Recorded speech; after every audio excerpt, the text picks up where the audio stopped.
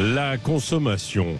Sud Radio vous explique des aliments de consommation courante qui sont désormais inaccessibles pour 7 Français sur 10. C'est une enquête qui était assez inquiétante de l'Observatoire CTLM avec Harris Interactive et Toluna.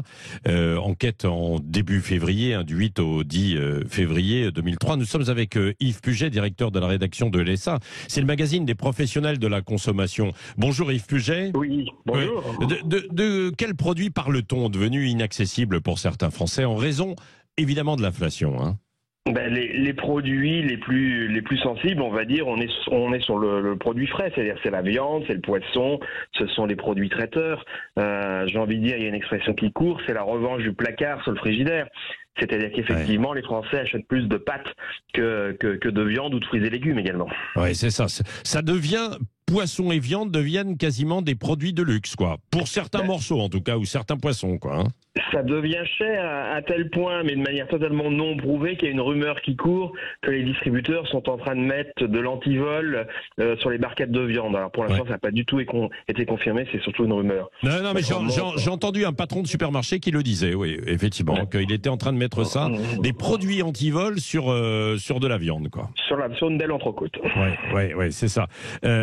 Et du coup, alors, quels vont être les Français vers quel autre plat et quel produit alimentaire se dirigent-ils? Vous avez parlé des pâtes, hein, notamment, mais... Oui. Bien évidemment, les Français peuvent arbitrer. Ils ont quand même le pouvoir de décision de leur consommation.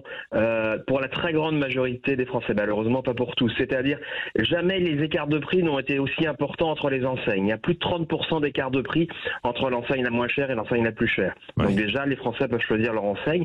Après, s'ils achètent plus de marques nationales, ils vont acheter plus de marques de distributeurs. C'est 20 à 30% moins cher.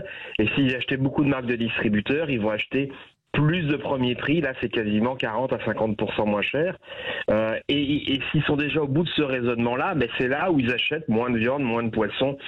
Donc il y a des Français qui peuvent encore arbitrer. Cela, je dirais que c'est pas trop compliqué. C'est gênant, c'est embêtant, c'est tout ce qu'on veut, mais c'est faisable. Mais malheureusement, il y a des Français qui achetaient déjà des premiers prix des marques de distributeurs avant la crise. Ceux-là, ils ont vraiment des problèmes de fin de mois. Ouais. Et Yves Puget, ce qui peut être inquiétant, bien sûr, c'est que les prix ne vont pas forcément redescendre, quoi. Si ? Non, les prix, hélas, vont encore monter pendant, je pense, encore 3-4 mois. Il y a un espoir, il y a quelques prix de matières premières qui sont en train de baisser.